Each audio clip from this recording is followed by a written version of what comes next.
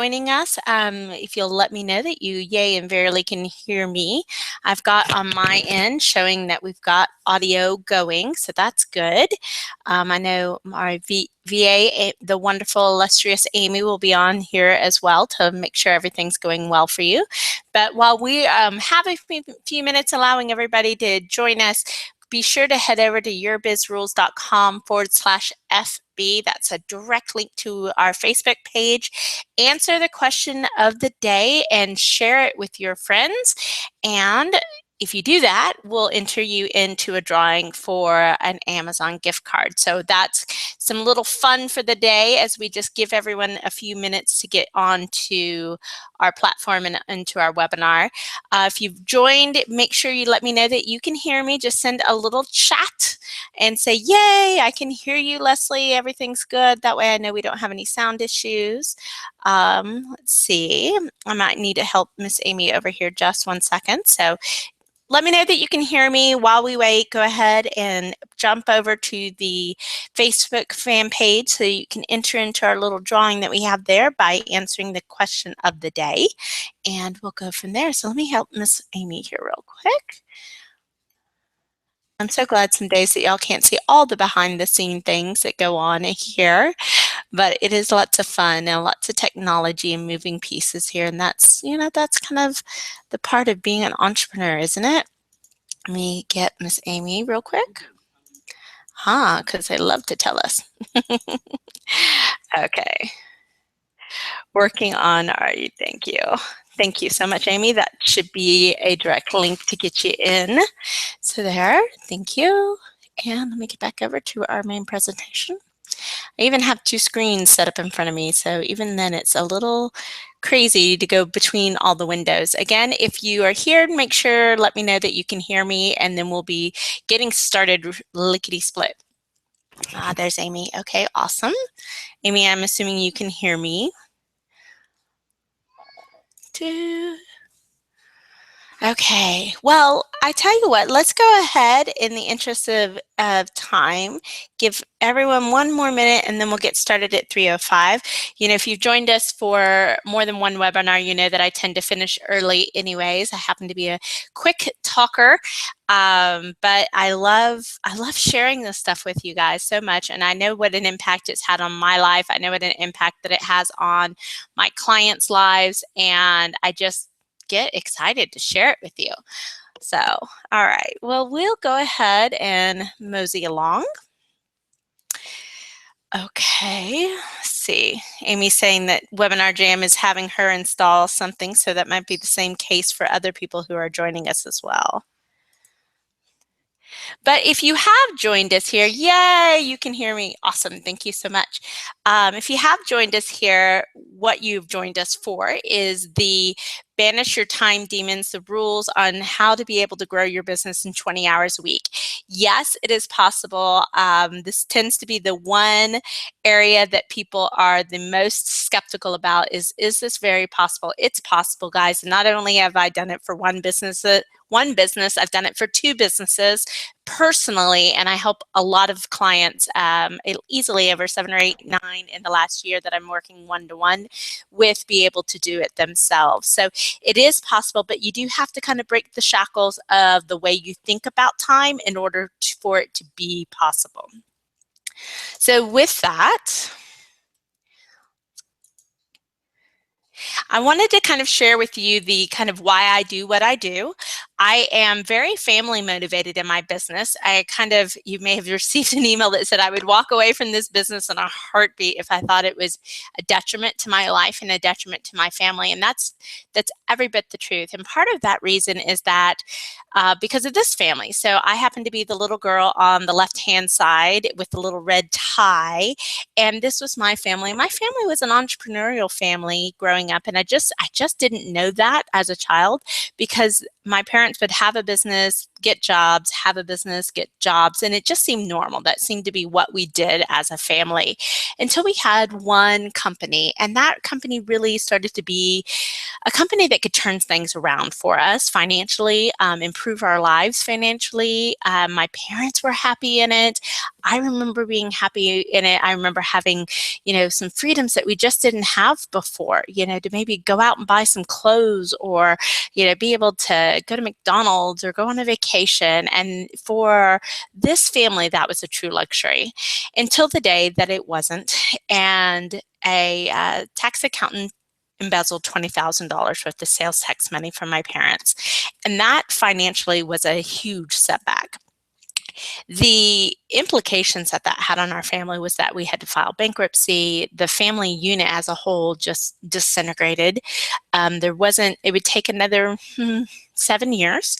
And by that time, the family was completely apart. My parents were getting a divorce. There just was so much bad that went on during that time period. And I remember, directly after the sales accountant embezzled the money and my parents gave back the franchise, I remember thinking that, business was bad for families. And if that's what it was going to do to families, I didn't want it to be doing that to my own. And so that was kind of the little rule that I had in my brain. And you'll find out, obviously, I am an entrepreneur. You'll find out in a few minutes about how I came back to being an entrepreneur. God has great ways of having us in the places where we need to be in, and I'll share that with you in a few moments. But this is also why I do what I do. You'll find out that I've had more than one business. In fact, walked away from a multi-six-figure successful business because of the people that you see here, because I wanted greater freedom, because I wanted greater ability to impact our family financially, and I wanted to be able to be a mom more than what I was able to be. Because my first company, really, I had created a job, and it took a while to rebuild that into a company. And then it took a while to say, okay, is this really and truly what I want? Is this everything that I intend it to be? So this is my family. They are that crazy and more. In fact, we just got back from Florida today, from about 6-day vacation on the Gulf Coast, enjoying, and I'll just say they are never not that crazy. So we live in a loud household. But this is really the reason I do what I do, because I do enjoy being an entrepreneur now. I love what I do, but every choice that I make in my business is really kind of made with my family in mind, and influences so much of how I share and help other people be able to have that kind of business that is awesome and a family that is awesome. If you haven't heard of our podcast show, it's a Healthy Business, Healthy Family podcast show. Do my best to air 3 times a week on that. And that's what it's all about, is having a healthy business so that you can have a healthy family. So why I do what I do is not just for me to be able to have that healthy business and a healthy family, but also to help everyone that is in our community do the same. Because that, at the end of the day, would be my, check off win column, is if everyone had such a healthy business and they were able to have a healthy and vibrant family as a result of that business.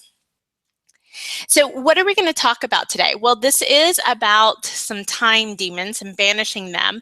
But really what it is I'm going to help you identify and stop those silent time leaks that rob you of at least 2 hours a day. Now, I say 2 hours a day here because if you just were to take one little iota, one little small thing from me today, you could easily save yourself 2 hours.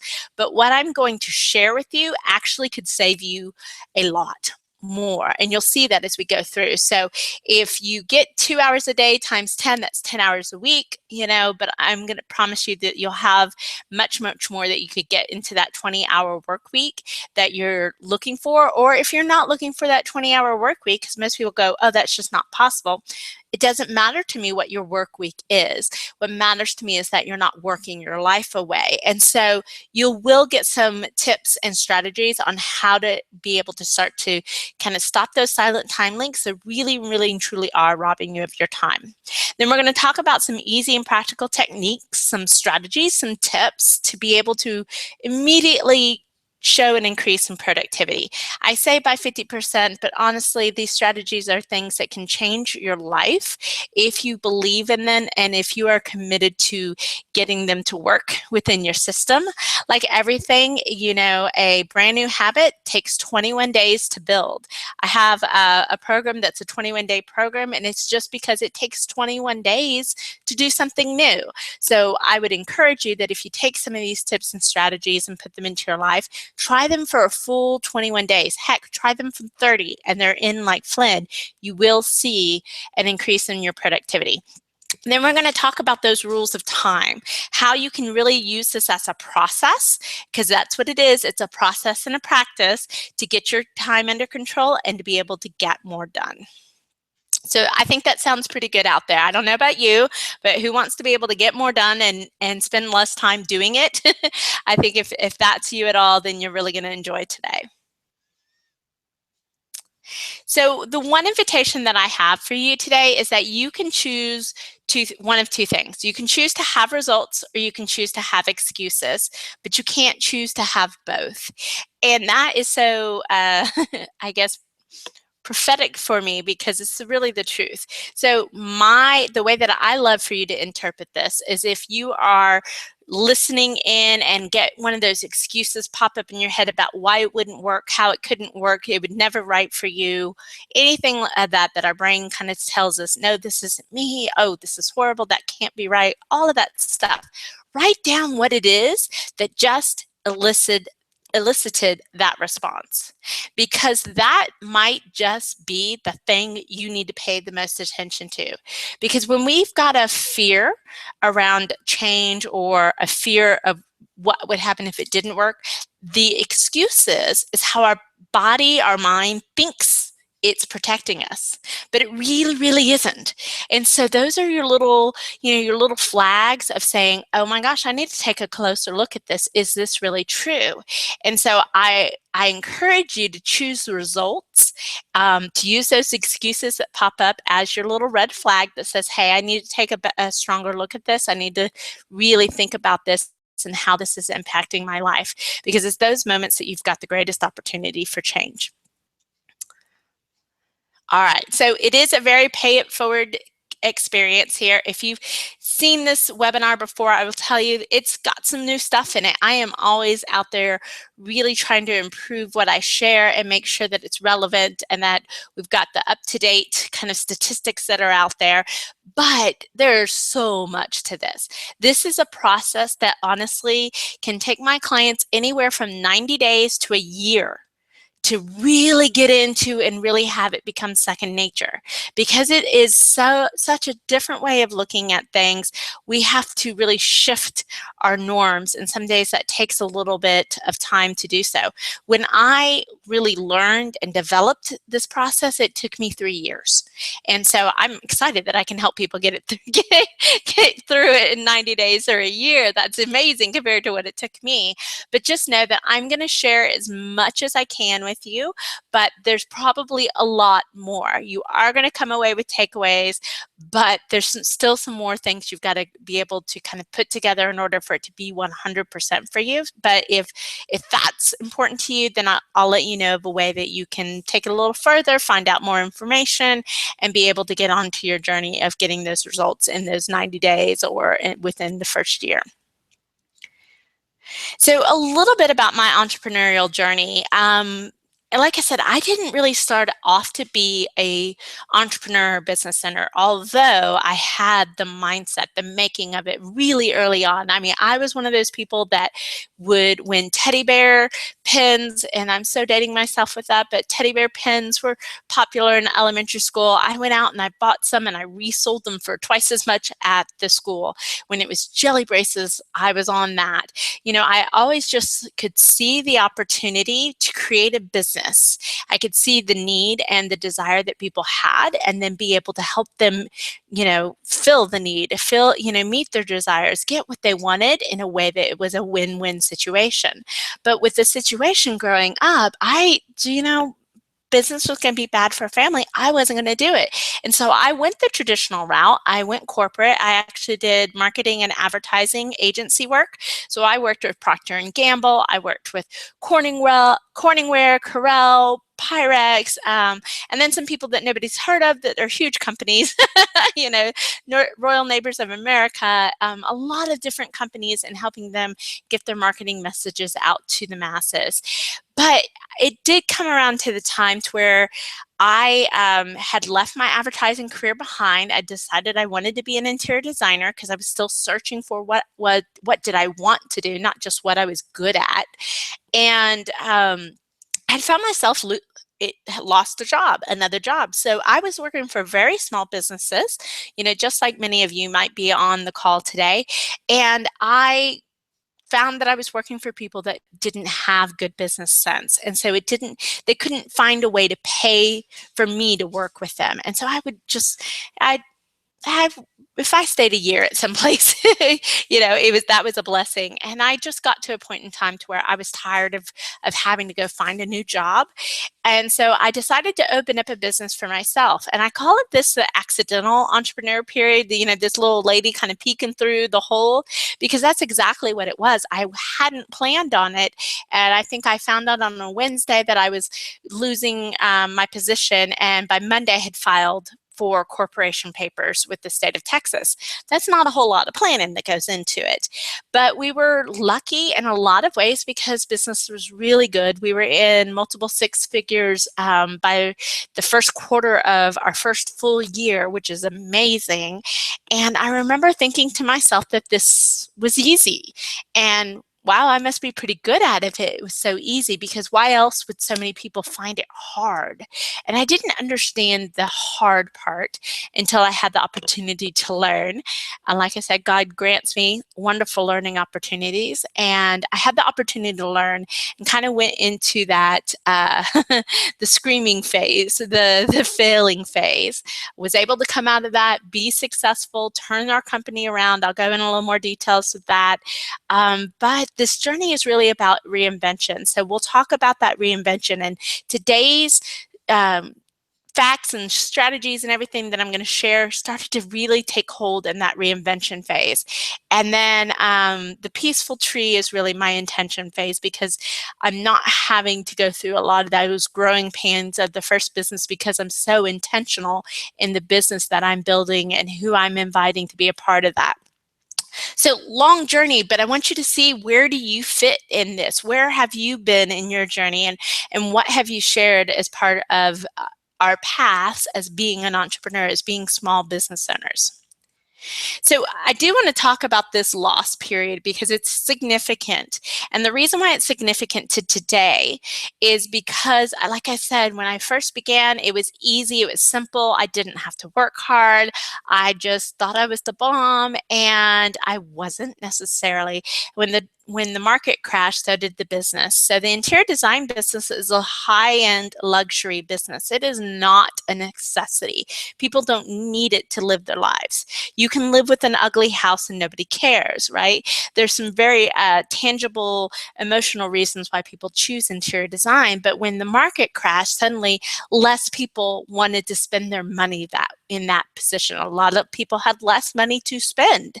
And so we lost over 50% of the business during this time period. And it was a time period of over 2 years that I was stuck trying to build a business. I was in six figures, but goodness gracious, we barely hung on there. And the year to year was just, we never moved. I couldn't get it to bump. I couldn't get it to move out of where we were. And because I was so cocky, honestly, in the first period of the accidental entrepreneur, I started to punish myself. I thought, well, if I wasn't working hard then, so maybe that's the answer, is I have to work harder. I have to work more. I have to work those longer hours. And so I did. I started working the 80-hour weeks, because to me, if I worked harder, that would solve the problem. Except it didn't. I tried to do everything everybody else was doing. I was depressed, probably clinically, but I'm real stubborn in that area and I wouldn't admit it. But you can see there's just this this pressure that we can put ourselves onto when we're in this failing period, or we feel like a failure, of trying to double down, of trying to work harder, of trying to dig ourselves out, and that isn't always what works. So if you look at the success, and here's what's amazing. I mean, we grew the business. I grew that business 150% in 6 months and won an International Business Award for the fastest turnaround company. And that's huge. I had staff. I was doing all of these things. I had this success I was looking for, that I worked, that I struggled, that I prayed for 2 years. And yet I still worked 80 hours a week. I couldn't let go of that corporate mentality, honestly, because I was scared now that if I stopped working, I would lose this success. It wouldn't work. What happened was, though, so in 2012, we actually made the decision to move, and that's part of that reinvention. And so we picked up an entirely word of mouth business from Houston to Dallas, and something interesting happened. Well, part of the reason during the move and being the mom and managing that fun process, I couldn't be in the business anymore. I couldn't spend 80 hours a week working on that business because either I was traveling back and forth between cities, I was trying to find a house, schools, all the things that you do when you move.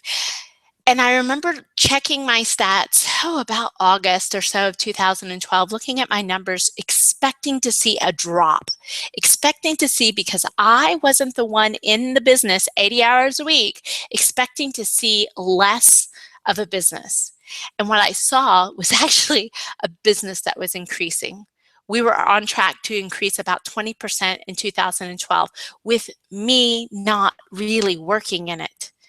And I got to tell you, that moment that I realized it, I was like, are you kidding me? You mean I felt cheated? I felt robbed, that this beast that I had been pouring in my life and my time to could run without me. There's a little bit of betrayal there. But I did start to try to play with this, because now, through the move and through people, moving on with their lives, moving back home, having babies, I had no staff, and it was just me. And so in 2013, that's what I wanted to finesse. I wanted to really focus and see, how much could I make this happen? Could I really do in my business with one, maybe some part-time help, with what it was taking 5 people to do previously? And the answer was yes. I did, and I still was able to keep those hours low. 25, maybe 30 at a hard week, but really not working hard anymore, just working smart. When I brought in Your Biz Rules, when I created Your Biz Rules, and I started actually creating that in 2013, really what I wanted to do is prove it. I had perfected it, and now we wanted to prove it. And that's what we started to do with this business and with our clients. And we've proved it in spades. So everything that I'm going to share with you has been proven. It has been tested. It has been tried. It has been tweaked for personalities, the whole 9 yards. But what it gives you at the end of it is that it gives you the ability to be more profitable in your business, to have more time, and to have more life, because there's not a single person on this earth that's going to die and say, I wish I worked more. You're going to say, I wish I lived more. I wish I spent more time with my family. I wish I had traveled to see all those places that I wanted to see. And that's the payoff that I want to give to you today. I really do, because it's very purposeful. So I want to invite you to be invitational with me, or intentional with me, and be able to create that world that would support you in a way that was about more profit and more time and more life, and find those spots, those opportunities that you have to make improvements. Okay, are we doing good? Is everyone moving along? Are you with me? Somebody give me a shout out and let me know that you're with me so that we can get in there. Really what we're about today is Your Biz Rules is really about growing your business fast. I'm not a slow personality. I like to move fast, but to do it in such a way that it's about more profit, more time, and more life. Let's talk about the state of being an entrepreneur, because I really think that we need to have some grounding to understand that we are truly all in this together, and what is creating our environment that makes us feel like we don't have enough time, that we really want to get more life and more time back into our businesses. And a lot of it has to do with the state of entrepreneurship as it is today. And we're going to start off with to understand that most of the small businesses out there, so over 75%, are non-employer businesses, which basically means that it is you without an employee. You may use subcontractors, you may have 1099 people helping you, but for the most part, you're not considered an employer business. And to a great extent, the Small Business Administration considers small businesses at any business under 250 employees. They don't consider business by size due to revenue. They consider business by size due to how many employees you have. So there's a lot, if you think about all the small businesses that you know, most of them are going to fall into this non-employer kind of category. But the average non-employer has average revenues of $44,000. That's at the top, before cost, before your cell phone, before travel, before mileage, before meals, before software cost. I mean, that's like at the top, $44,000, which isn't a lot. It really isn't a lot. It's not enough for most people to be able to sustain themselves on. If you look around, I mean, 18 million businesses, this is what blows my mind. 18 million businesses, 80% have reported less than $50,000 in receipts. That's in sales, top of the line. And then when you look at the big picture, that puts 90% of the non-employer businesses out there making less than 100,000. That to me is really confusing, because I know that 100 grand is easy. 6 figures is easy.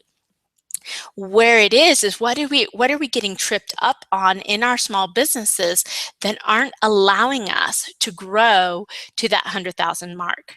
Because this 100,000 mark, you really should be able to get to within the first 2 years of business, truly.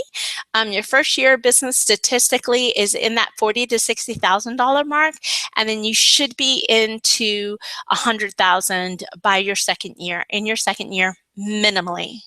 That's statistics. That's just plain facts. So when I look at the fact that 90% of our small business population is under $100,000 or $100,000 in revenues, I've got that just, A, it says, oh, well, man, there's a lot of opportunity out there.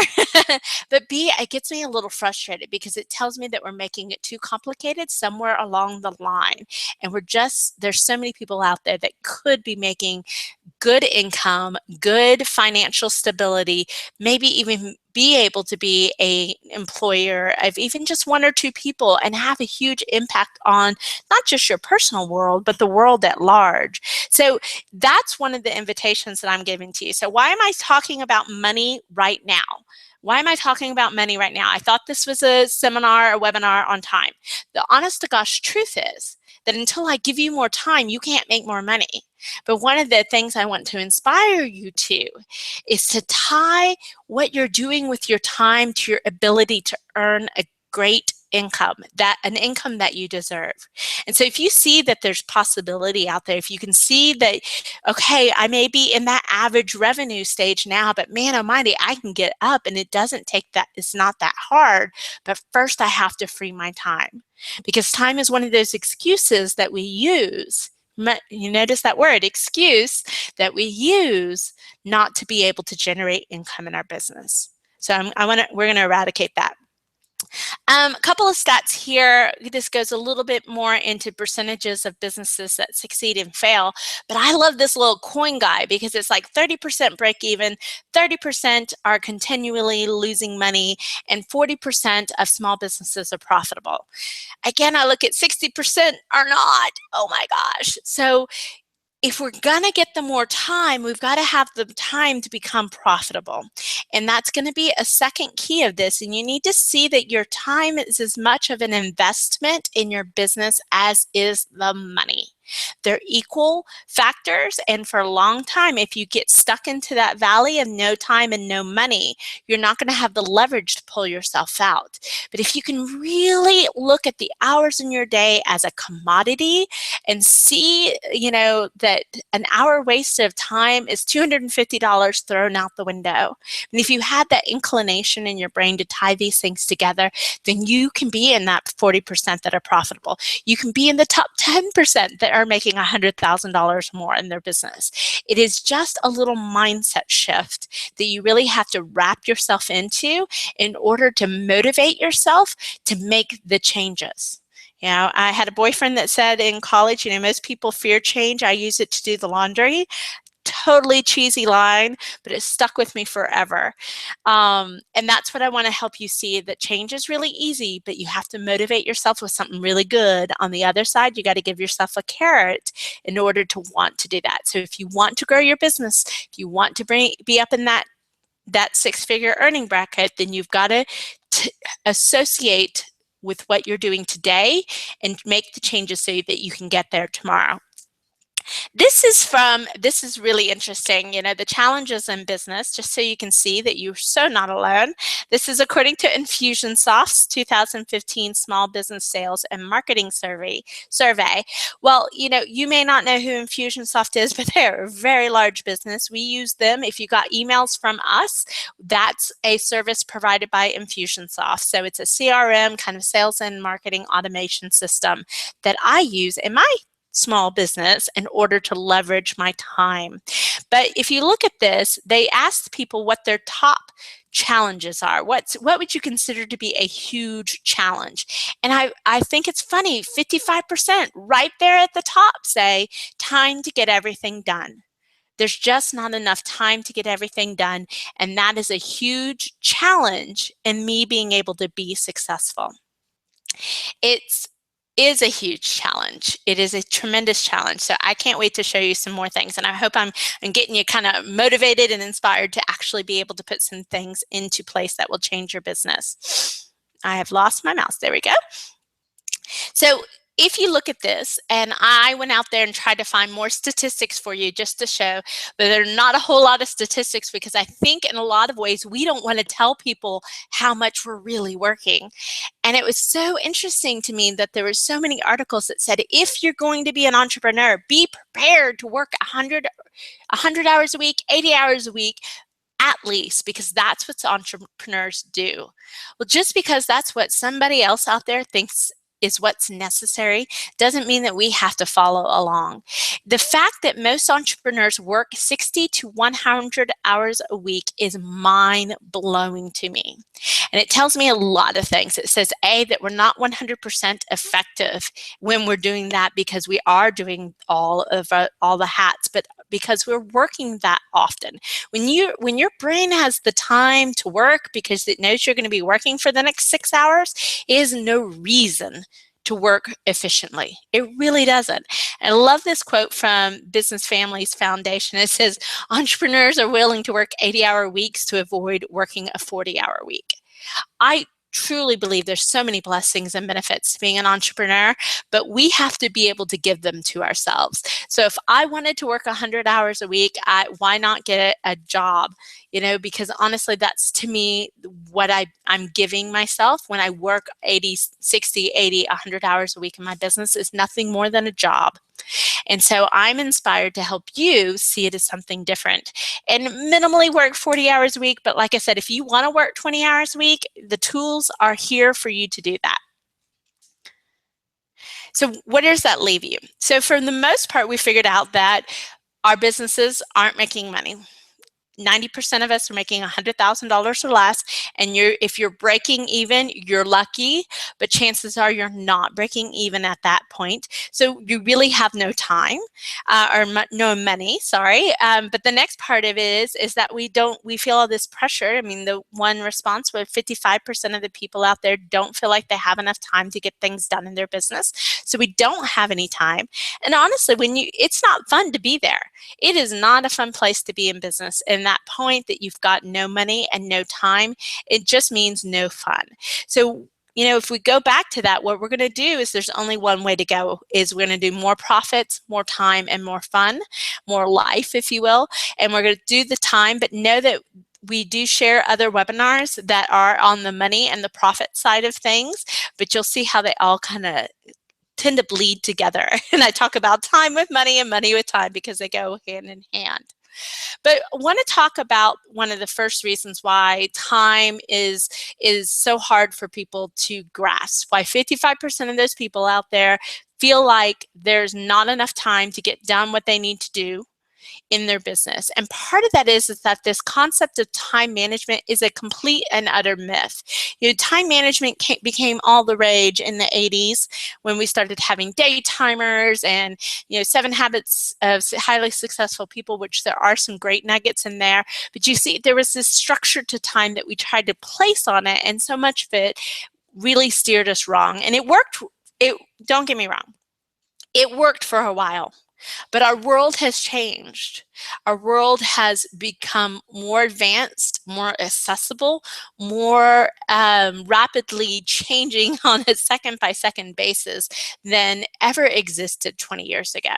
But we are still trying to take these time management concepts from 20 years ago and apply them to our world today. And that's just one of the reasons why it just doesn't work. So if we look at the myths behind time management, there are a few here. And so the first one is that you can tame time. The myth is there's no taming time. And I put the tiger here because I think it's that perfect illustration. You can't tame a wild animal. You can befriend it, you can care for it, you can have a companionship with it, but even the best animal trainers always say it's still a wild animal. It is not tame. I have to be aware of its wild nature at all times lest I get hurt. But see, we have this concept that we can tame it, that we can tell it what to do, and that it will listen at every beat. But that it doesn't work that way, because time is this very ethereal type of thing. If you were to let go of your clocks, if you didn't have a watch that you owned, if your smartphone didn't have a clock on it, you could not see time. I mean, there's really not anything that you can grab and be tangible with it. And so in that instance, you can't tame it. And kind of on that same role is you can't control it either. You can't stop it. You can't take a second and put it in a piggy bank and expect it to be there on a rainy day when you need it. You can't create 25 hours to a day. It's just not possible. But everything about our time management is really centered on controlling it, for creating, this more time concept, for doing more with every second that is counterproductive. And I love this image because I think for me it illustrates that God gave us 2 really big chunks of time. He gave us day and night so that we understood that time was passing, so that there was a way to measure our life, if you will get that. But we've kind of gone through trying to define every little bit of it, trying to carve it into the most minutest detail so that we can track it, we can control it. And my favorite example here, and my family loves watching the Olympics, and the luge is one of our favorite winter Olympics. And I bring that up because people were winning the luge by 100th of a second. I mean, that's faster than you can blink. That is such a fractional measure of time, but it shows you how we're trying to use time and best time with this control concept, and how we've just slivered it down to the most minutest detail. And it really is almost pointless, because it doesn't matter how quickly we can track it, we still can't control it, right? We can only really control ourselves with our use of it. The third myth is about this whole, I guess, that winning aspect, that you can beat the clock, that you can win over time, that you can rise above it, but it's uncontrollable, it's untamable, and therefore if it's uncontrollable and untamable, you just can't win with it. You know, as much as you try to race it, it's just not going to work for you. And this quote from Mitch Albom's The Timekeeper is one of my favorite quotes, but I love the fact that he goes through, like, we couldn't even imagine not keeping record of time, that we could not imagine not knowing what the month or the day or the hour is, and that we've got that kind of timekeeping, time recording mechanism for everything in our lives. But if you were to just remove humanity from the world, not that I'm saying doing that, but if you were just to kind of put us in this little bubble, everything outside of the world, I mean, everything has no measure of time, has no concept of time. It doesn't worry about time. It doesn't count or tick off days or say, oh, goodness gracious, I'm 20 today, or I'm 40, or I'm 60 today. It doesn't worry about such nonsense. And so Mitch talks about this fact that it's because we have this such, fist that we're trying to keep around time that is actually putting us into a paralyzing fear of being able to run out of it, not being able to have enough time. There's always this anxiety that comes around time. And when you prescribe to the older ways of time management, that's exactly what it is that you do. When you're constantly trying to beat the clock, beat 3 o'clock, beat 5 o'clock, when you're measuring your success rate by your to-do list, all of these things build up the anxiety and the fear of time running out. And so I think there's another way to kind of look at this, and we'll probably talk about this, but, again, is our relationship with time is very contentious, is very negative. It's not a positive thing. So many people don't celebrate the value of their birthday and the impact that they've had on the world and what they've done with their time. And so we really need to kind of get over this concept of time that we have that's very linear. And so this timeline is about the best way I can do it, is that linear, we try to map out the time in a very linear fashion. But the best ways to use time is to really see it as something not so rigid, to see it as a flow, to see it as flexibility, to see it as intention and focus and presence. And those are all a lot of words we're going to talk about. So I want to give you the gift of time. This is where we're going to start you being able to get time back, for you to be able to get those 2, 4, 6 hours a day if that's what you need. If you just need 10 hours a week, you're going to be able to kind of start to open up your mind about what the difference and how I see the difference of time and how I share it with my clients and help them see the difference of time. So this is a little esoteric, but we will get really concrete in just a minute. So the first concept is really about a rubber band. So if I could give you a visual, most of us have played with rubber bands. If you have one, pick one up. If not, you can kind of remember playing with the rubber band. So you know that if you looked at this rubber band and there was no tension on it, you could kind of say that that rubber band represents a point in time. It could be 5 minutes, it could be an hour, it doesn't really matter, but it represents a container of time. And so when you've used time management techniques, any technique really, to improve your use of time, what you're doing is you're kind of stretching that rubber band. So if you take your fingers and put your index and your thumb into the rubber band and start to extend the rubber band, you see that suddenly that moment of time has gotten so much bigger. And suddenly you see, oh, maybe I could do something with this moment of time that would be fruitful. Maybe I could do more if, I had this increase in time. But what happens is when we use time management techniques, when we follow a process, and like the one I'm going to show you, we suddenly think we're done. Like we think it's a item to be completed and accomplished, and so we let go of the rubber band. And so if you had that rubber band stretched out to 6 inches, let's say, in diameter, and you let it go, it would immediately retract back to its original size. And so that's why we get frustrated with time and time management, is because what we are learning is a practice, a process to help expand our ability to use the time.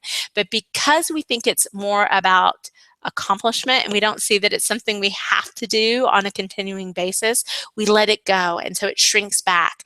We haven't given that expanded opportunity of time intention and purpose, a container to come around, a way to be used. And so it just shrinks and we waste it again. And so what's good to know about that is you've always got the ability to go back and expand your time. What's bad to know about that, or hopefully good to know as well, is that you have to keep it constant. That's why I say it takes people 90 days, a year to truly get their heads wrapped around this. And that's with me helping them on a week-to-week basis, okay, of me showing them how they've let the rubber band go and how to prop it open and keep it open on a more day-to-day basis. But if you've ever experienced that contraction, that loss of time again, where you thought you did have time, but suddenly it's gone, that's the reason. The rubber band exercise is one of the best visuals that I can give you as far as why time management hasn't worked. But when you are expanding the rubber band, really what you're doing is you're creating this moment. Okay, you're creating the opportunity to be present and focused. And I describe it as a moment because I want you to think of some of the best moments in your life. Was it a wedding? Was it the birth of a child? Was it graduating? Was it your first 5-figure or 6-figure client? What was that moment that when you think of it, you think of absolute joy, of happiness, of a memory? And if you think about those memories and those moments, then you'll start to understand of why we rob ourselves when we start to think about the minutes. Because if you go back to that moment you were just thinking of and I asked you to tell me how long was it? That's not what was important. The minutes to it didn't matter. And when we look at our time as a opportunity for minutes to go away, then we get into that wasting of time. But when we look at our time as opportunities to create moments, opportunities for you to quote unquote get in the flow and be able to get things done like you wouldn't believe, it's an entirely different focus. And if you looked at your day, if you looked at your calendar and said, this is the opportunity for me to create moments of magic, moments of creation, moments of intention, then you can totally give a different value to the hours and the seconds and the minutes. I mean, we still are going to record keep. That's just a part of our society. But I want you to really see what the true value of those moments of time are all about. If you've ever had that morning or that afternoon in your office to where nobody has called, nobody has asked any questions, nobody's had any fires to put out, and you have just cranked it out. And you're like, man, I'm on fire. Things are rocking today. That's what I'm talking about, creating for yourself on a more consistent and intentional basis. And so when you look at that as ways to create moments, ways to create containers that allow you to be in the flow, you can see why the minutes really aren't going to matter. You know, one of the things I share a lot is that I don't really have a to-do list. I really don't. I think I wrote down 4 things right here when I sat down to my desk. What time is it? So it's 3:45 in Central. I walked into my house an hour and a half ago, maybe an hour and 20 minutes ago. There are 4 things I wanted to remember to do this afternoon. So I wrote those down. Well, those 4 things will be gone before 5 o'clock this afternoon. That's not a problem. They're minuscule things. I just didn't want to forget them. But I don't really have this to-do list that's like 20 miles long. I have had that in times past, and honestly led me to a mini breakdown in my corporate world. But that's what the value of these moments are all about, is because there's now opportunity for me to focus on the things that I need to get done quickly and not have that to-do list, not have that overwhelming fear of just not being able to get things done. So if you're on board with this kind of concept of minutes and moments, let's start to talk about some of these silent time demons. And I love this guy with the clock, because that's what they do. They take your time and you can't get it back. It's not like you can go find it in the lost and found. It's gone forever. And so the value in those is knowing who these guys are, We're only going to talk about one today. Know that there's 4 more there, and they cost time. They take away your time in different ways, but we're going to go over them. So they're distraction, indecision, such as the inability to make a choice, delayed action, which could be like procrastination or just holding, not really moving forward because you have to do X, Y, and Z first. Difficulty. It's really in not allowing the simplicity of business to come to work for you and finding the difficult ways. Example of this: oh, I must have a website before I can have a client. So far from the truth. In fact, my first business, it was 2 years before we had a website. 2 years without a website. And like I said, that second year of business, that first full year of business, we were making multiple 6 figures. So a website is a hurdle that you must get over in order to get clients. But the honest to gosh truth is, you don't have to have it. There are ways around it if you're looking for credibility and expertise and all these fun things. And honest to gosh, it won't generate its own clientele for you for a while. That's a long-term strategy. But you can see how you just took something easy, the sale, the getting the client, and made it hard because now you had to do something first. You had to get the website done. And that tends to be quite an undertaking for most people out there. And then the last one is the vision. And I put this guy in here because honestly, as entrepreneurs, we have this insane need to do it ourselves and to do everything and to be that chief cook and bottle washer. And that is not what entrepreneurship is about. That's what being a job is about, but that is not what entrepreneurship is about. So I bring it in here because when we don't leverage our business, when we keep the help of others or the inability to have money multiply money or time multiply time or people multiply effort, we keep ourselves away. We divide ourselves from our ability to have success. You and all your wonder and all your greatness are still only human with still only 24 hours in the day. And so if you separate yourself from the ability to leverage your business, then you'll never be able to really grow it to the levels that it's meant to be, that you can do it within your capability or wherever you'd like to grow it, in all honesty. So those are our 5 time demons. We're going to dig into distraction because he's our big bad meanie. He's the leader of the gang. And I want to talk about just how many distractions are in your life. And you can think of distractions as interruptions, but it's also things that just take our attention away from wherever it is that we have it. So we can get a distraction in the form of a phone call, in the form of a text, a social media notification, music, technology. If you've if you've ever had your computer not work with you or not work on you, and it takes you 2 hours to get back into where you need to be, it's still a distraction. It stinks, but what I love about this is so much of it is stuff that we invite in. And I have, what is this? Candy Crush, which I don't play. Words with Friends, which I do play, and then Angry Birds. Those are 2 or 3 apps that a lot of us have and a lot of us feel compelled to kind of play in. And I want to use these because it really helps you understand why we're so addicted to all of these distractions. Because at one point in time, every device, every technology that has been built in this world was meant to provide us ease. Voicemail was meant so that we didn't have to answer the phone all the time.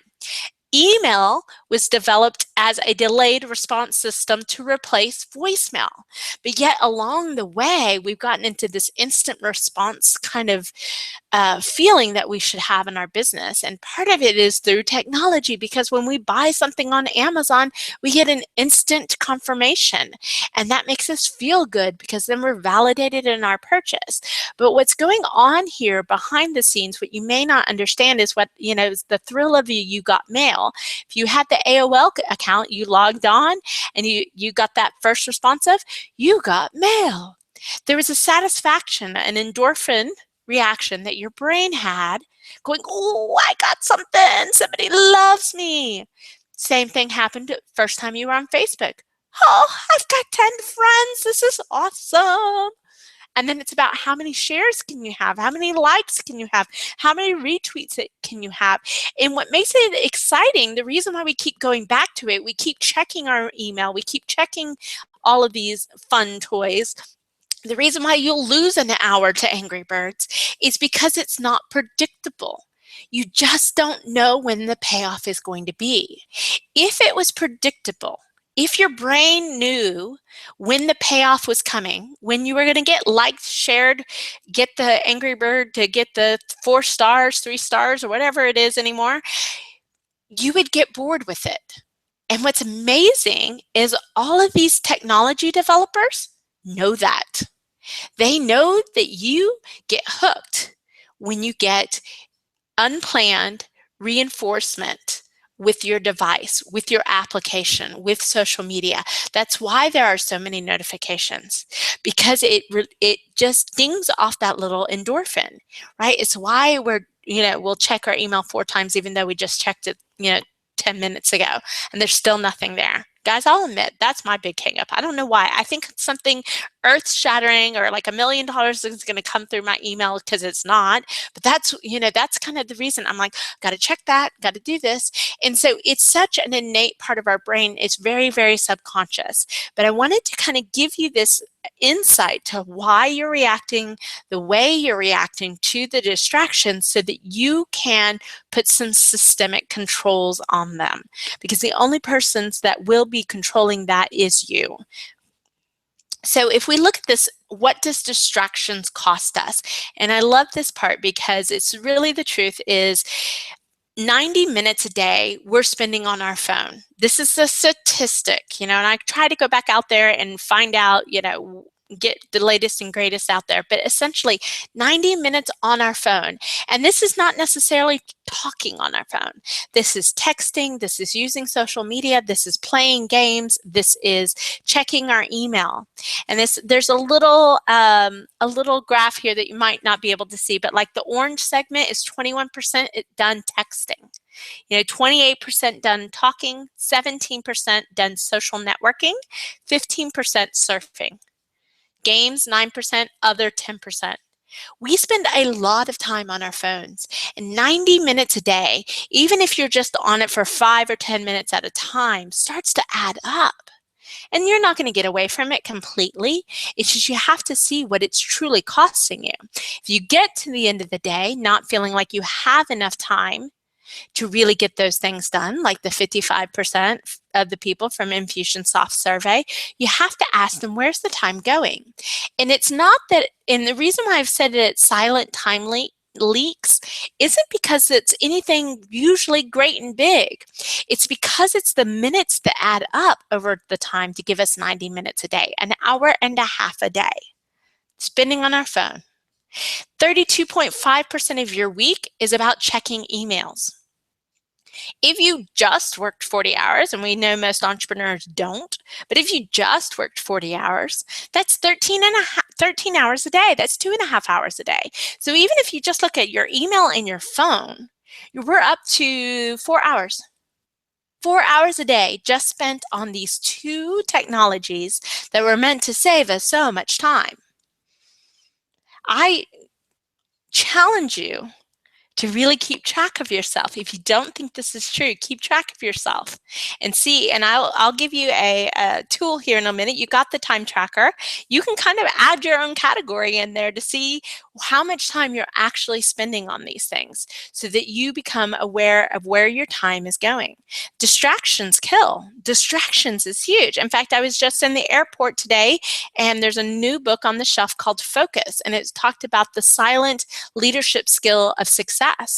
And this is the truth, is controlling these distractions have such a tremendous impact on your ability to be successful. If you think of the fact that each distraction, and you can see a couple of things here. They're talking about social media notifications on average interrupt you every 10.5 minutes. The following stat on that is it takes you then 23 minutes after you've dealt with that notification to actually get back into whatever it is you were doing. But there's another study that was showing that the average time just spent on a task is 3 minutes before being interrupted. 3 minutes before being interrupted by some buzz, tweet, ring, knock at the door. But all those interruptions, what they're doing is they cost your brain some time to get reacquainted, to get refocused in back where you were. So if you've ever been working on a project or, just a to-do list, let's just say something as easy as that, and you get interrupted by somebody that just has a quick question, somebody that needs to talk to you right away, and you deal with that and you mosey along. So maybe that's another 20 minutes just to deal with that.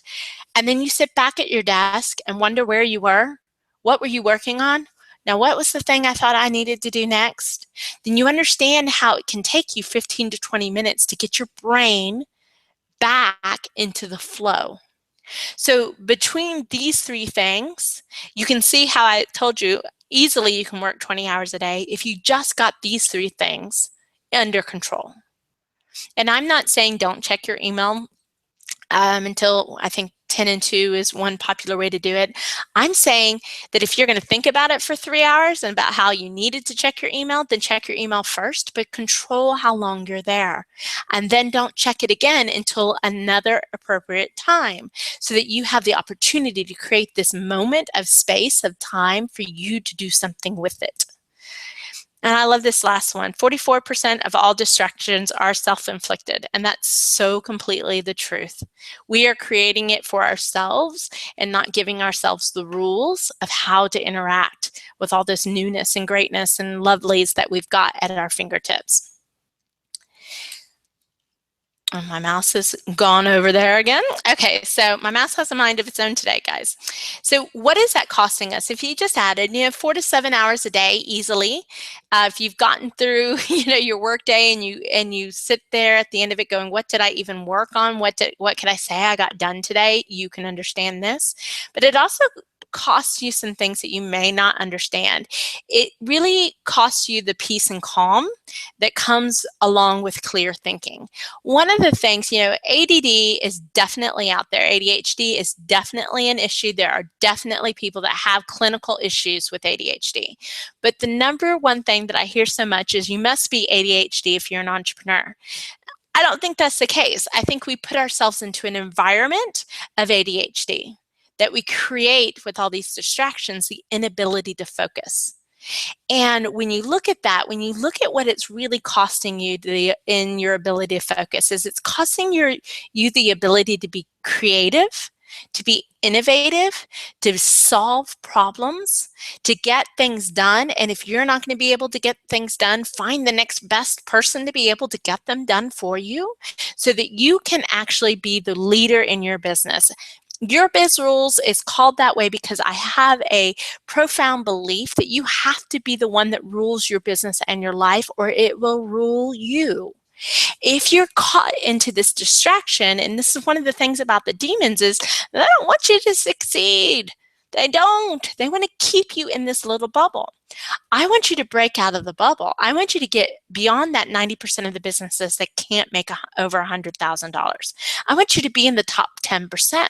But if this guy's your best friend, if this guy's sitting at your board table and making the executive decisions on your business, you won't be able to get there. So you've really got to see the truth of what it's costing us. As a society, it's profound. My poor boys, they hear so much about this because I'm trying to teach them the skills today so that when they become an adult, they can manage these distractions better because the distractions are going to multiply. They just are from the nature of our world. So I want to give you a couple tips here. So how do we deal with the distraction? Like we talked about with the rubber band, with expanding the rubber band to create those moments, is that you have to create focus and presence. You have to train your brain in a new way of concentration. You have to give it the framework that it can be still. So if that means that you're only checking your email twice a day, that's what it means. If it means you're only checking your email once a day, that's what it means. But you're controlling it. You're only giving it that 20 to 30 minutes. What's really cool here, guys, is if you knew you only had 30 minutes and you kept yourself to it, then the next time you have it, you're going to try to get it done in that 30 minutes. It's kind of funny how we might work with that. When you have an hour, you're going to use the hour. So really set some opportunity to create some focus and be able to jam some of these little admin-y things out so that they're not creating, a delayed action response that takes 3 hours. But turn off the notifications. Go silent. Honestly, if you are in that moment of creating something, of focusing and being present, turn off your phone, turn off the email, turn off anything that buzzes, tweeps, twerps, rings, or, as much as you can, go silent. Give yourself an opportunity to be still. If you listen to the motivational moments, I talk about this a lot because it's the one way that we can counteract all the noise that's in our lives. It's the one way that we can do a brain flush and be able to think clearly, is to have those opportunities. And I throw in here, stop multitasking. It actually is a huge myth of time management. You cannot do two things at one time. You can switch from one task to the next, but it will wind up taking you twice as long to do it had you just concentrated on to do a single task at one point in time and worked it to its completion. That's one of the things I love about this, is that by creating these moments of focus and presence, I actually can think my way through something to completion. And then when it's done, I can send it on its happy way wherever it needs to go. I try to do this a lot with Amy because we work remotely, is be able to think my way through the entire process. Some days I'm better at that than others, but when you can think your way through, you see more opportunities for leverage. You can plan further out than just being reactionary to what's got to get done today. What are my fires? Where are my emergencies? What am I working on? So this is something to teach yourself to stop, to hold still, to go silent is one of the harder things. It's kind of like stopping smoking because you're trying to get off that adrenaline rush from the frenetic pace and give yourself the opportunity to really step up and be the business owner that you can be. I love this as a tip because it's huge to me, is that most of us, I say most, not all, would never think to answer the phone while you are with a client. Would never think to email when you're with a client.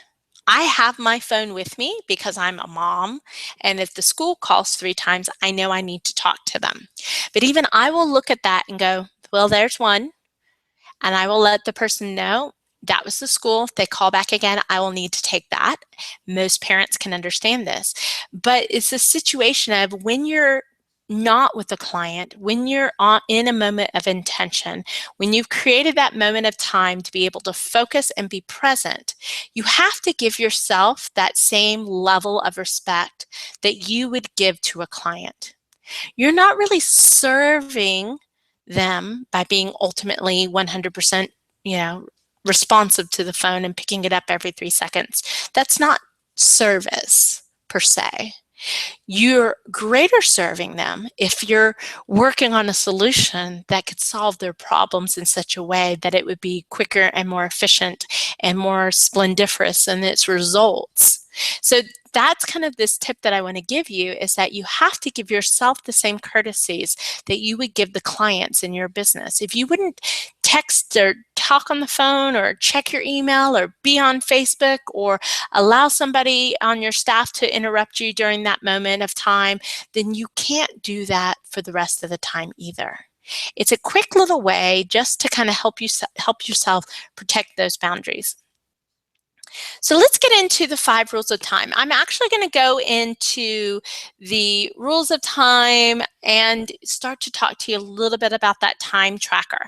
The time tracker is really the only thing I talk about that's about record keeping, because our hindsight is always beautiful.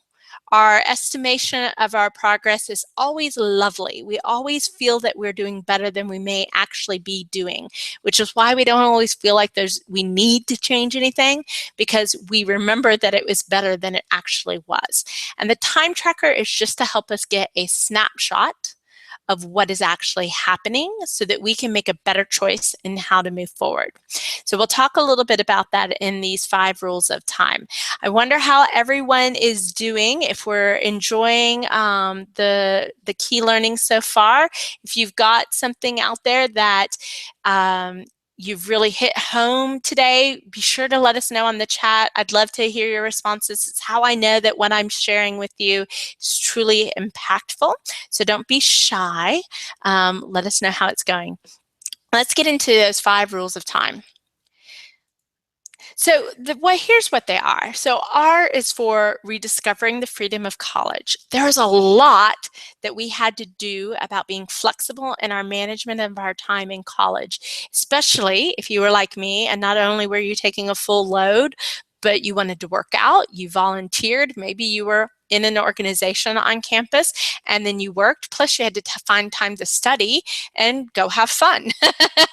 Fun was a big part of it, right? But there was a fluidity, right, that happened in college that doesn't happen in our lives today.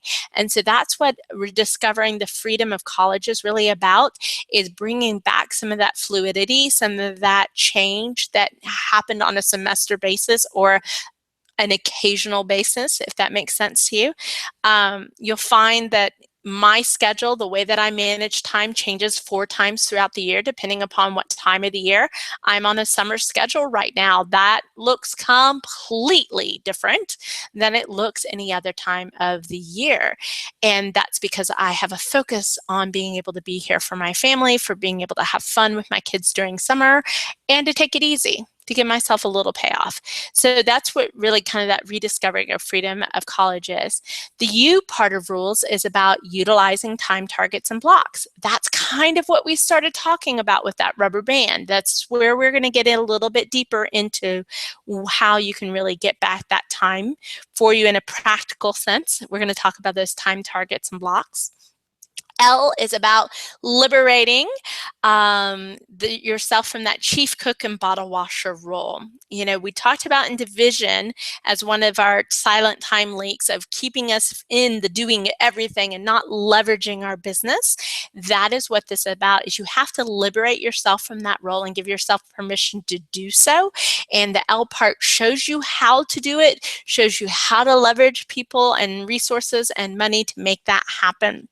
E is about exercising, the be flexible yet firmly rooted. And this is kind of a paraphrase of an Eastern philosophy statement, comment about bamboo, that it's rigid enough to stay firmly rooted. There's strength to it. There's rigidity to it, but yet it's flexible enough to blow in the wind. When you try to be so rigid around time and make it an absolute, is about the time that life throws in the flat tires, the broken down engines, the sick child, all those things that happen that derail. And so if you're going to be successful in this, you have to have some structure to it, but then you have to know how to be flexible enough to blow with the wind so that you don't break. Okay, it's a higher level management, but it's something that I'll talk to you a little bit about today. It's a lot of times what I have to help people fine tune on when we're doing our one-to-one coaching. And the last part is sustaining the tension. There are certain things about being a human that we can have work against us or work for us. And so those same tensions, if you have ever said, I work great under pressure, you're lying to yourself, but you're lying to yourself because you're creating this moment of emergency, this moment of having a deadline. And that deadline, that emergency, is about creating the tension. So when you can take that same thing that gets your heart pumping and enables you to jam something out in 30 minutes and you use it as a tool in your way of life, then you maximize the benefit of quote unquote working under pressure to the extent that you're not wasting time by delaying and procrastinating. I hope that made sense. But we can talk about those things. But you can see that there's layers that come as part of this process of moving yourself along and floating up and refining and getting back into it. And the one thing that I know that my clients tell me all the time is that it's really easy, since this is a process, to go back, do a quick little temperature check about where you're going, make changes, versus ignoring it and have to deal with the emergencies and the overwhelmed and I've got too much to do and being overly stressed out, that this just works. So I'm excited about that because I know it works and I want it to work for you. So if we talk about utilizing time targets and blocks, because you received the time tracker, you should have probably taken a look at it. If you haven't, it's a nifty little tool and it's really just meant to give you a place to do some recording. Like I said, this is our temperature check. I like for my clients to do this for 2 weeks because what happens is the first week they're almost embarrassed if they did it. And so the second week gives them another opportunity to do it and really starts to show them where things are happening. So you are going to keep track of what you are doing with your time, and then you're going to kind of color code it so that you can see how much time is spent doing what. Because what a lot of times happen is especially if we're in that chief cook and bottle washer role, we get stuck in the admin time. And admin time doesn't make you money. Admin time doesn't grow your business. Admin time is busy work. It's what we do to keep ourselves from doing something else. And so if we can see that in our business, then it's something that we can change. So the first step in this kind of 3-step process is really to complete the time tracker and to do it for a couple of weeks, like I said, so you can see some trends.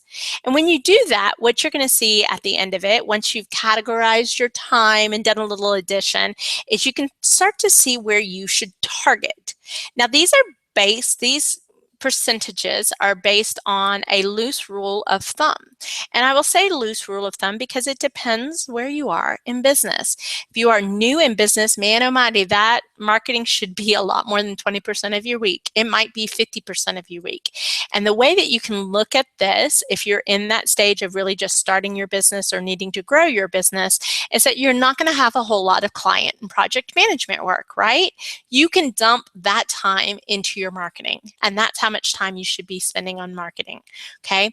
This is also a great tool that says, okay, Leslie, I have been working 40 hours a week, but I want to get down to 32 hours a week. I want to take Fridays off. Love that.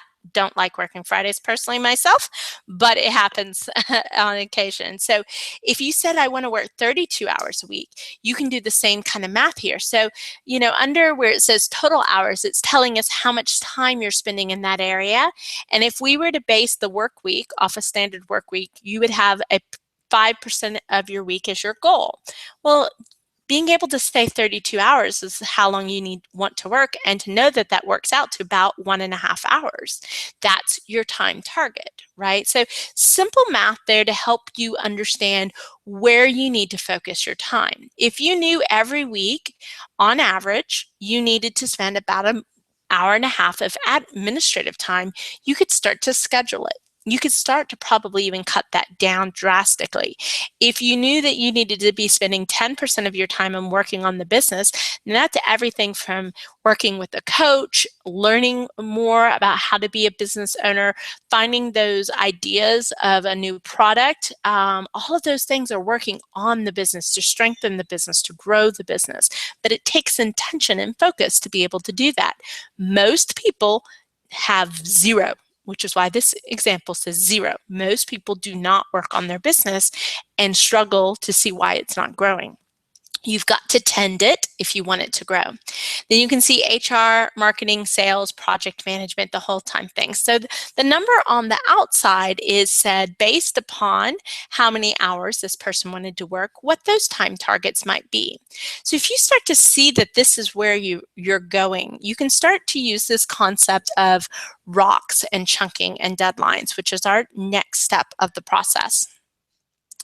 And I love this example, and you may have seen it done real life, to where you've got a mason jar or a container there, and you are challenged to fill it with sand, pebbles, and rocks or boulders. And what happens is if you put the sand in first, and then you put your pebbles, and then you put in your rocks, there's not enough room, right? Really, for me, what those rocks are, the boulders in your life, are your life events. You're working out, you're taking off to go have lunch or be a chaperone for a field trip, going to play tennis if that's what you want to play, having a personal trainer, whatever those lifestyle things are. When you put those lifestyle things in first, and then you put in your pebbles and your sand. So your pebbles and your sand are more those time targets. You work them around your life. You say, I've got to get this many in here based upon what I said I wanted to work and how successful and how quickly I want to grow. Let me work them around my life. When you start to do that with these time targets, when I'll show you in one of our next slides, then everything just fits. But if you leave the life aspect out, you'll never have time for it because you're stuck in the minutia of the the granular details of growing your business and running your business. So you've got to get this concept of really what has to come first is life, and then what comes next is this, and then what comes next is this. In a lot of ways, your clients are a little more the sand. If I had to say, for me, your pebbles are going to be the sustaining business things that keep your business running. So marketing is one of those aspects. If you don't market, you don't get clients.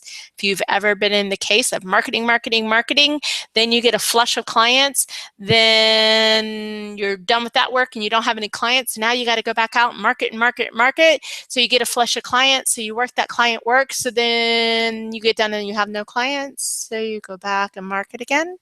It's because you've done the clients as sand first and there's not enough room for your pebbles. So you've got to put these pebbles, these things that sustain a business next. That's going to be your marketing. That's going to be working on your business. It's going to be your financials because goodness gracious, if you don't know where your money's going, you're going to run out of money real fast. And then everything else gets put in. So if you think about things a little bit in reverse, most people think about clients first, self last. If you think about it in reverse of you first, business next, then clients, you'll actually be able to get it all done versus hanging out of the jar like we are in the left hand. So what does this look like? And this is a little small on your screen. And so this is just a couple of snapshots from my calendar, from my Google Calendar. That's the tool that I use. And you can see I've color coded it here. Now, for me, the health of the business is really set forth by the amount of green on the calendar. I put money making, marketing, that stuff as being one of my top priorities. The really full week was the last week of school. It said I knew that I would not be able to do as much time during the summer, so I wanted a big push to kind of be able to coast my way through to the next opportunity I had to be able to do another big push of marketing. But you can see my boys are actually all the yellow is boy-related things. All the light blue is client-related things. All the red is personal related, like my workout schedule is there. And then you'll see there's a lot of other things. So this is a combination of me saying, you'll see on Tuesday, I had a big block of green. Well, I only wound up with 2 green appointments and, some pink. Well, the pink was volunteering that I wound up doing because that's what wound up working for the week. The next week is just a light week. So this is actually next week. And you'll see my kids are going to be in golf camp. And so I am going to shift. When they're not in a camp, I work on Monday and Tuesday, half days. I'm off on Friday. I work Thursday, a half day. And I'm off on Friday. Wednesdays and Fridays are complete days off for me as a normal schedule. But when I've got a camp and they're out, I can shift things around. That's a part of being that kind of flexible flexible, firmly rooted but flexible. I know my firmly rooted is, I know I need this much of each of my categories. My flexibility says that this week I'm going to be traveling and playing carpool mom, getting my kids to golf camp and back. So I need to shuffle things around to work with it. You'll see my workouts for the most part move to the afternoons. I'm not going to be able to work out in the morning and keep everything going the way that I want it to do unless I want to get up at 6:30, and I don't. So that's what's going to happen in those cases. But that's how you shift these things. So when you're planning out the future weeks, and I planned out the entire summer in this time target block system. And I basically gave myself the freedom to move it as need, but you also see that there's freedom as space. With few exceptions, I do not block appointments right up against each other because I don't know about you, but they never seem to end on time. And then if they do end on time, I might need a bio break. I might need something to eat. If I backed myself up all the time, I would never give myself the ability to sustain the energy for the day. And so you'll see that there's space, you'll see that there's intention about what's going to happen where, but there's not always something specific in there. The clue about the time, your time and your to-do list is if you can take your to-do list and categorize it by these time targets, then you can start putting those items in those blocks. I know that I'm going to have a business development meeting here, and these are the 4 things that are going to be done there. I know that I've got client work here. I know that I've got client work here. I know that I'm going to do this part of my life here. And oh my gosh, there's 4 tasks I can put in to that hour spot. If you're thinking ahead of your next week or even 2 weeks, work yourself up to being able to think 3 months at a time. If you're thinking ahead, by the time you get there, all you have to do is do. You don't have to figure out what you're going to do. Make sure you've got everything that you need to do in order to do what you want to do with you, and use up that whole hour trying to figure out what to do with it. Instead, you've already put forth a plan that's flexible, but says, here's the intention that I have for this hour. Oh, by the way, I know I'm going to need that, so I'm going to put that in the folder, as I've come across it, and I just pull out the folder and I can go. That is really what the value of these time targets are, in being able to say what it is you're going to do. This is how you whittle away that to-do list that's horrible, 3 pages long, 2 pages long. At one point in time in my corporate world, I had a legal sized college ruled notepad, and I had 2 very long pages of to-do lists. That's nerve-wracking. That feels like impossibility. This starts to chunk it away. So using this system, I would say over 3 months, you will get to the point of not really having a to-do list because you've gotten it all accomplished. You've been very intentional about what it is that you're spending your time on. You know how it's impacting your business. You've gone in, you've done your time tracker, you've used this to whittle that away. It's an amazing feeling not to be able to have a to-do list, to be able to close your computer at 4 o'clock and go, I'm done for the day. I got everything done I need to have done today. Imagine the freedom that you would have at the end of the day if you could say that in your life. Well, let's move along. Get my mouse back. Okay, so I want to talk a little bit about tension. I want to give you this why you're doing chunks and deadlines and rocks in such a way. And one of the ways that I will say this is, let's say that you have a deadline that you know that's in 2 weeks. Instead of waiting till the last 3 days, you're chunking it up and creating mini deadlines so that you're not stressed out. One of my clients that you'll hear from towards the end actually talked about oh my gosh, the fact that I wasn't having to stay up to midnight to do this presentation honestly never occurred to me. This is so much better. My presentations are so much better because of it. And part of that is using healthy tension. So the story I like to share here, I believe, was from E-Myth, and it talked about E-Myth by Michael Graber, but it talks about this company that spent $1.5 million developing a plane that had fish tanks in it to be able to fly seafood from one coast to the other and have it arrived alive. So fresh seafood, fresh off the plane, fresh, fresh, fresh, right? When they took their first trip, they put all the fish in there. They got up in the air, plane went up, plane went down. They got down and the fish were dead. And they're like, well, what's going on? I mean, we just invested $1.5 million creating this plane so we could fly fresh fish. And they did it again and the fish were dead.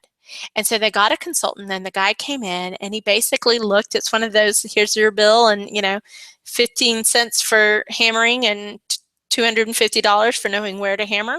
This is the same kind of concept. He basically came in and said, put a shark in the tank.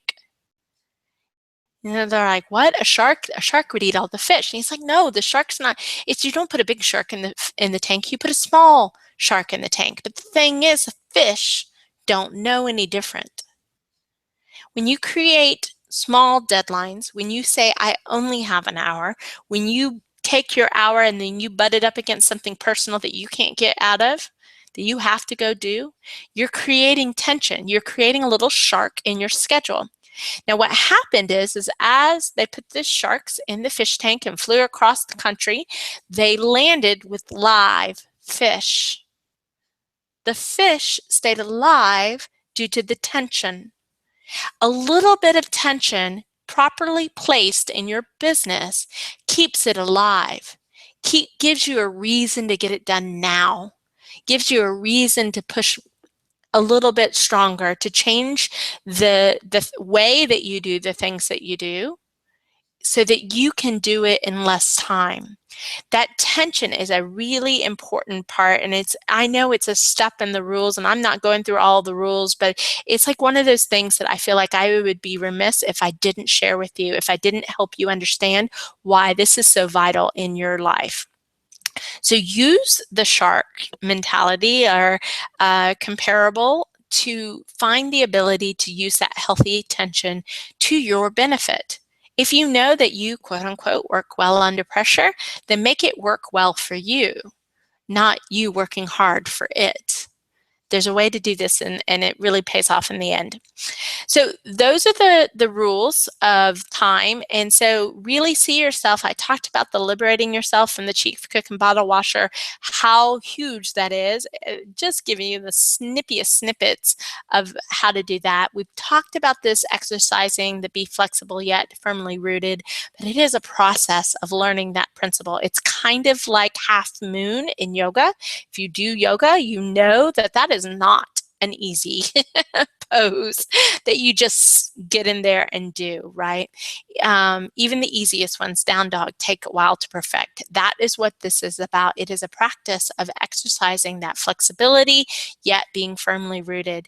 And then it's about sustaining the tension so that it doesn't go away, so that you keep the rubber band expanded and you don't lose it by getting your eye off the prize or not having tension into your business. The moment you feel like you've wasted time, the moment that you feel like hours have slipped by and nothing has been done, is because there is no tension in the business to help you maximize your time. So I want to tell you a little bit about some of the best next steps that we've got, and I want to share with you what some of my clients have talked about and as far as the impact that we've had on time for them. And I love this title of Don't Let Good Be Your Enemy. Good is the enemy to great. So if it's good enough, it will never be great, even though it has every ability. And that's kind of a concept from Good to Great by Jim Collins. But this is Patty, and I love Patty. And Patty and I have known each other for a long time, and she's actually not a current client. And the reason why she's not a current client is because she's being grandma.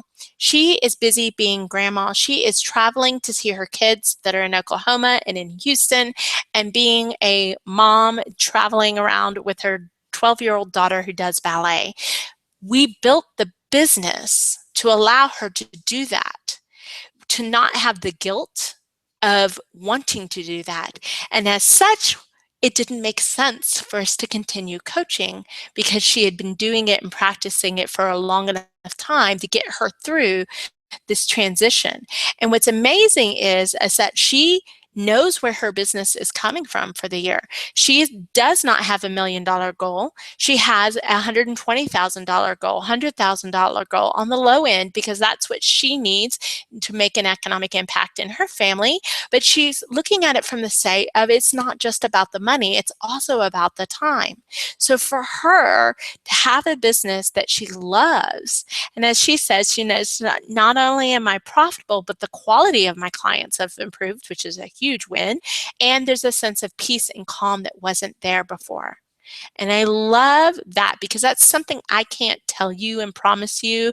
It's something that they can share with you that actually happens. So this is, if you and Patty found yourself in a position of working a lot, doing a lot of stuff, not making a whole lot of money, definitely not being profitable, into now a situation to where she is so many times over more profitable, that had she continued her old way of business to have the same level of profits as she's going to have around the $100,000 mark, she would have needed $400,000 in business. I mean, it's that kind of a difference there.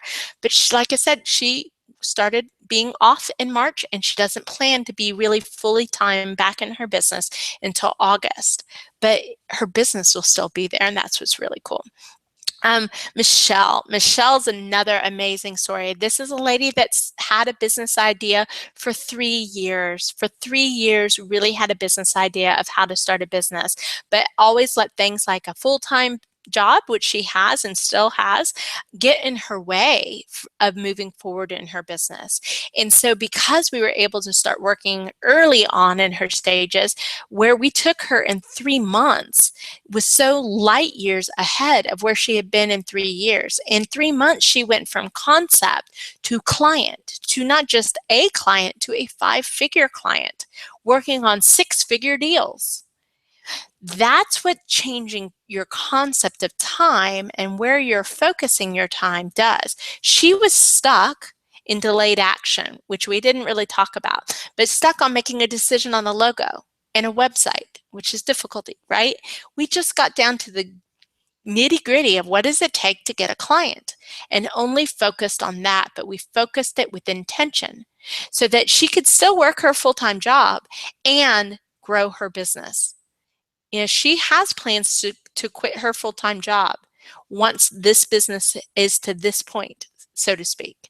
But she would not have had that had she just waited.